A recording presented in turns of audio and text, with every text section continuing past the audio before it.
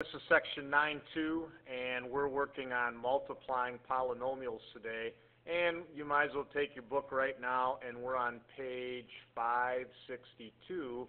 And you just watched a video the other day about a little introduction to this section. We've learned how to multiply polynomials. We looked at how to use algebra tiles to show us the correct responses we would get when we were multiplying polynomials. Now, the algebra tiles are nice. Some of you probably were like, you hated the algebra tiles because you could get the answer without. And if you are that person, then that's great because you already know what you're doing and this is going to be really easy. But the algebra tiles are really good if you struggle or you're not seeing when you multiply these what type of answers you should get. And hopefully that kind of gave you an idea of the type of responses you're going to get when you multiply polynomials. This isn't hard, but again, when I say it's not hard, for some people this comes really easy. For some, we're going to have to work a little bit harder to get it through, but we will get through it. Watch the video carefully. If you have to stop and slow things down, do it. But this is something we can do, and we'll walk through all the steps right now, okay? When multiplying polynomials together, you're basically just distributing. Okay, I want to make a little point though that happens every year, and this is a major screw up. Distributing, remember, when we say distributing, that means we're taking a number. Or it could be even a variable. Let's do like this. Here's a simple example of distributing from earlier in the year where we're taking a monomial times a binomial. Now remember, to distribute, you have to have an addition or a subtraction in what you're multiplying through, because this means we have more than one term. There's no such thing, remember. Well, let me finish this first. This would give us 3x plus 6, right? 3 times x and 3 times 2. Some of us were getting confused in chapter 8 when you had something like, let's say this, and some of us were incorrectly thinking, I'll do this in red, that means 3 times x, and then I got to do 3 times y. Well, that's totally incorrect, because think about this numerically. Let's say that we made x2 and y4. I think everybody in here or watching the video would agree 2 times 4 is 8, and that this is simply 3 times 8, and the correct answer would be 24. But if you do 3 times x and 3 times y, this is not correct, because look at what you get when you plug in a 2 and a 4. You get 3 times 2 is 6, and 3 times 4 is 12, and if you multiply the x and the y by 3, you actually end up with 72, and 72, as you can see, is completely incorrect. There's no way when you take 3 and multiply it with 2 times 4, you're going to get 72. So this is not distributing. Okay, you can only distribute through a polynomial that has more than one term. We're not adding or subtracting anything. There's no distributing. So my little note here is important, because distributing, when we have exponents, you do not distribute an exponent through. Okay, that's not called distributing. X plus 2 to the second power does not equal the same thing as just taking x and squaring it and 2 and squaring it and adding them together. This x plus 2 squared actually means we're taking x plus 2 and multiplying it with itself. Okay, so that's important to understand that. So when you multiply this polynomials, you're basically just distributing. So if you look at number 3, here's a case where we're going to distribute a monomial through a trinomial. I hope I'm not speaking Polish here. We have a monomial, one term, and we have 1, 2, 3 terms, because do we see the subtractions and additions? We have a trinomial here. Well, all you have to do is take x times 2x squared, take x times negative 3x, and take x times 9 like we would have done earlier in the year.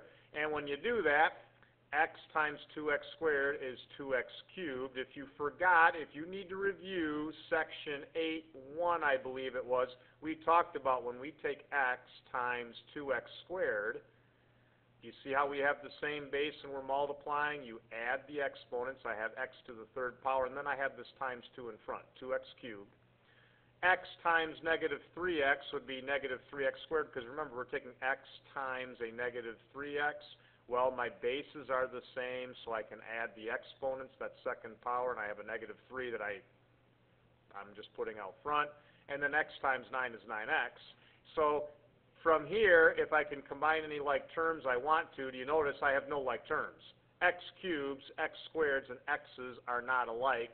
To be like terms, you have to have the same variable, same degree, or same exponent. So none of these are alike, so this would be simplified when I take x times 2x squared minus 3x plus 9. All right. Another example. I have a monomial, and I'm multiplying it with, let me turn this layer on, I'm multiplying this monomial with a 4-term polynomial, so I'm going to distribute. Got to distribute through. So 3c cubed times 8c to the 4th would be 24c to the 7th. 3 times 8 is 24, and do you see how I have the same base? When you have the same base and you're multiplying, you add the exponents. Again, you might want to review, I believe it's section 8.1 that we talked about the rules for multiplying when we have the same base and exponents. And then 3c cubed times negative c squared. Remember, positive times negative is negative. I have a 3, and I have the same base, different exponent, and I can add those, c to the 5th. And then 3c cubed times negative 3c, 3 and negative 3 is negative 9. And I have first power here, so add the exponents, 4th power, and then 3c cubed times 5 is 15c cubed. And then I want to simplify if I can. Do I have any like terms? Let's take a look. I got c to the 7th, c to the 5th, c to the 4th, c to the 3rd. I don't have any like terms. This is written properly. Do you see how it's in descending order of degree? That's all I can do. I have simplified. And that, by the way, was problems 3 and 6, where they're asking us to find the product. We always want to put those in lowest terms, okay? Or I should say simplified. Simplest terms would have been a better way to say it. Okay, you might notice that the book is going to teach you 3 different methods. It's going to teach you a table method, which I will address, a vertical method, which honestly I haven't seen used much in my math career. I'm not really going to touch on that. I don't know that we need to do that, and I'm not even going to teach it, so I'm going to kind of disregard vertical. And then the horizontal method, which most books will use this, so I'm really going to hit this one hard, for finding products of polynomials. I would recommend learning and using the horizontal method if possible, as most of your books, etc., as you go forward in math, will use this format. So, you know, if you're in Algebra 2, a couple of years from now, the horizontal method is how most of the time this will be demonstrated. So you really want to be well versed in that. The vertical method typically isn't shown as you move forward. And so I've kind of put a little note here. The table method and vertical methods, while they work, I would call them more like training wheels on a bike. They're just being used to help you get through this to start. Ultimately, I would hope that you can use the horizontal method. When you read directions in the book for this, they're going to have certain questions that are going to say use the table method, or certain questions might say use the vertical method. Certain questions might say use the horizontal format. You may disregard the method they ask you to use. I'm going to teach you the horizontal method. I will also cover the table method, because some of my students that have struggled with this, the table method has helped them, and ultimately, if you can do the problem right, that's my first goal right now. So if you need to use the table method to help you get it right, I'm going to show it to you, but ultimately, I'm hoping you can learn the vertical method. All right, so let's do some of those using each of these methods. So number 9, they ask you to use the table method to find the product. So the table method is kind of like the lattice multiplication some of you might have used. So let me write this up here. The problem said that we're taking x plus 2 and we're multiplying it with x minus 3. So you notice I took x plus 2 and x minus 3, and I arranged it kind of in a lattice format. Not exactly like lattice, but similar. And all we need to do now is go column by row and multiply each of these together. So let's do that. X times x is x squared, and 2 times x is 2x, and x times negative 3 is negative 3x, and 2 times negative 3 is negative 6. And then I have to find any like terms that I can add or subtract together. And you notice right here that 2x and negative 3x are alike. So if I add those together, negative 3x plus 2x is negative 1x. And what I'm left with is x squared minus 1x minus 6. This is the table method. It's kind of like the lattice method. Let me do this problem in one more way. I want to do this problem just using the horizontal method. This is what I would prefer, although if that is easy, you always use the table method. I'm not going to count it wrong. It's just if you go on to Mr. Keller's class or Miss Nettleman's class or beyond and you're using table method, people might, I guess if you get it right, it doesn't matter, but people are going to kind of look at it like it's a little bit, 8th grade-ish, but if you do it right and you're comfortable with it, I guess that's not a big deal. Here's the horizontal method. You're going to distribute. In fact, do you see how I have a binomial here? A binomial. Binomial, okay? What I'm going to end up doing is I'm just going to distribute. I'm going to double distribute. I'm going to distribute the x through here, through my second binomial. I'm going to take x times x and x times negative 3. Let's do that. X times x is x squared, and x times negative 3 is negative 3x. And then I'm going to take the 2, and I'm going to distribute that. So can you see how I double distributed it? I distributed an x, and now I'm going to distribute a 2. I'll do that in a different color just so you can see what I'm getting. 2 times x is 2x, and 2 times negative 3 is negative 6. Now I want you to notice what I just did, and then compare it to the table. Do you see, and I'll use this little yellow pen, do you see how each way I did the problem has an x squared? Each way I did the problem had a 2x. Each way I did the problem had a negative 3x, and each way I did the problem had a negative 6. And can you see right here, I'm going to add these like terms, and I'm going to end up with x squared minus 1x minus 6, just like we did up here. That's the horizontal method. I'm double distributing. Okay, so for 17, okay, again, I can think of this as double distributing. I got a binomial here, a binomial. Remember, that means 2 terms. I got a binomial, and I need to multiply these together, so I'm going to double distribute. I'm going to take the y and distribute it. Y times y is y squared. Y times negative 5 is negative 5y.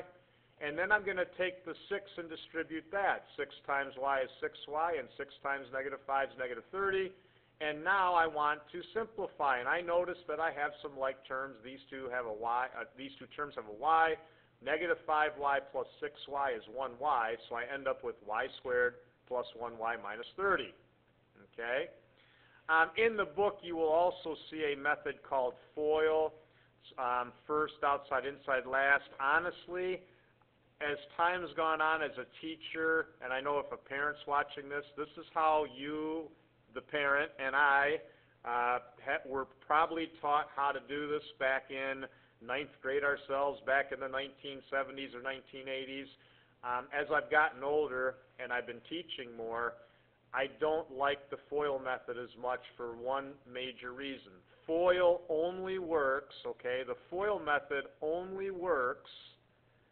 It only works if we're multiplying, if we are multiplying a binomial. We're multiplying, let me write this down, a binomial times a binomial. Okay? Times a binomial.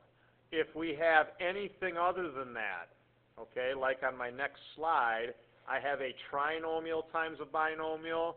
I'd always have kids come to me, well, how do I FOIL now? Because first, outside, inside, and last, what did I do here? I had a hard time getting that message across of what do I do when it's not a binomial, because now FOIL doesn't work. So I've kind of gotten away from FOIL, and I think of this more as, hey guys, just we have a binomial double distribute. Before I move on to what I just showed, let me just quickly do this using the table method if you are comfortable. Here's the table method. Y and 6, y and negative 5. And if I use the table method, you're going to see I'm going to get the same response. Y times y is y squared. Y times 6 is 6y. Negative 5 times y is negative 5y. And negative 5 times 6 is negative 30. Do you see how you're getting the same things again?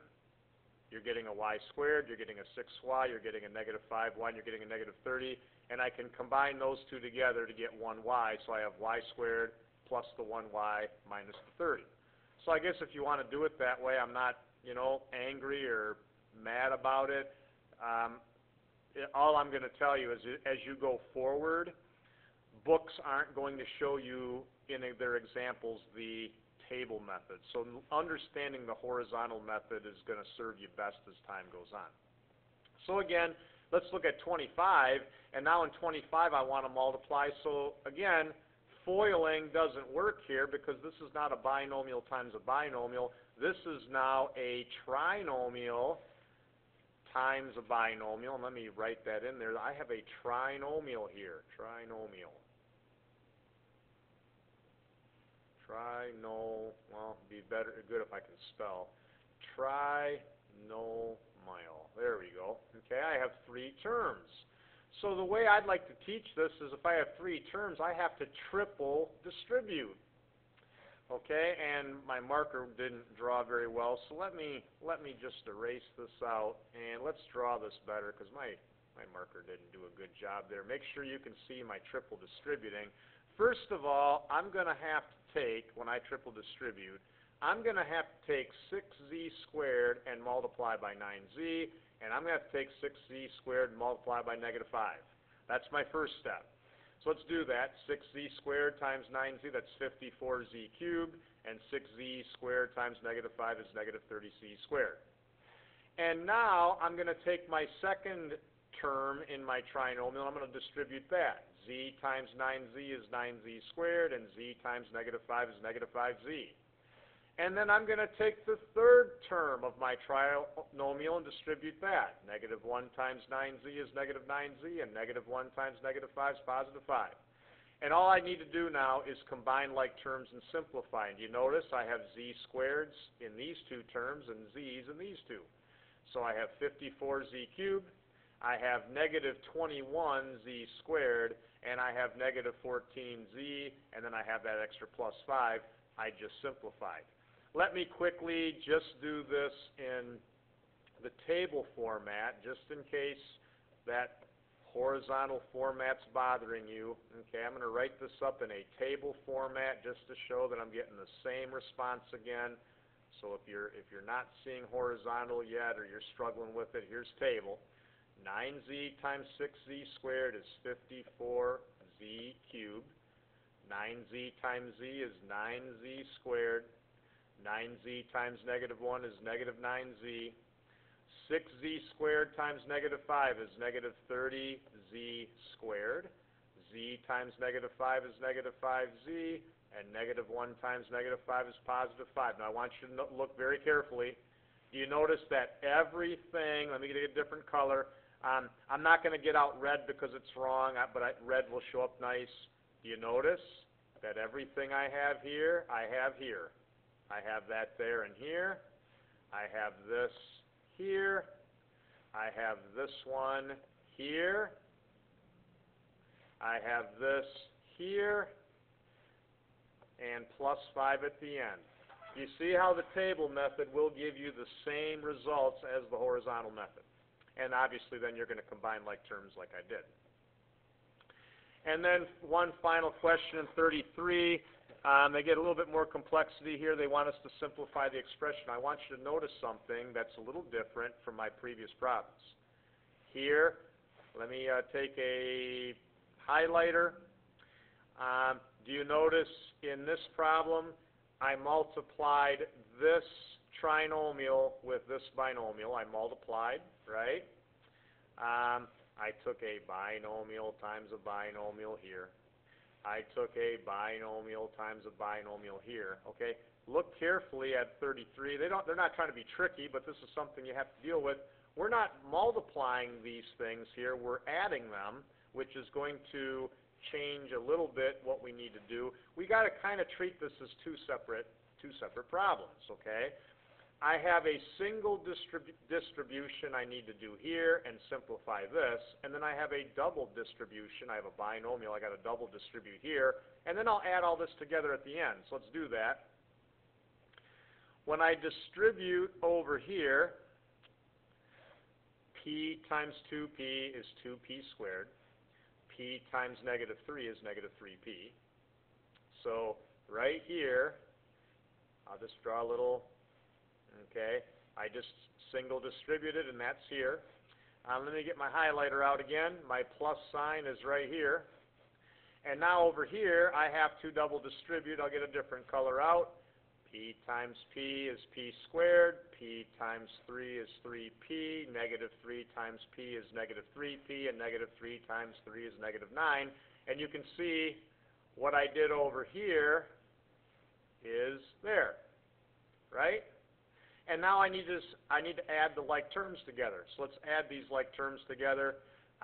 Do you notice I have p squareds I can add together, and I have a whole bunch of p's I can add together, and then I have the negative 9. So 2p squared plus 1p squared is 3p squared. And negative 3p plus 3p minus 3p is negative 3p. And then I have this negative 9 left over, and I just combine the like terms and simplified, and I'm done. I'm going to stop the video here. I hope I did a good job of making that extremely clear on what you need to do. I don't think this is hard, but again, I hope you did watch the video in its entirety and actually listened and followed along, didn't try to skim through it. If you did, I think you'll be fine on this, all right? If you have any questions, we can talk more about it tomorrow.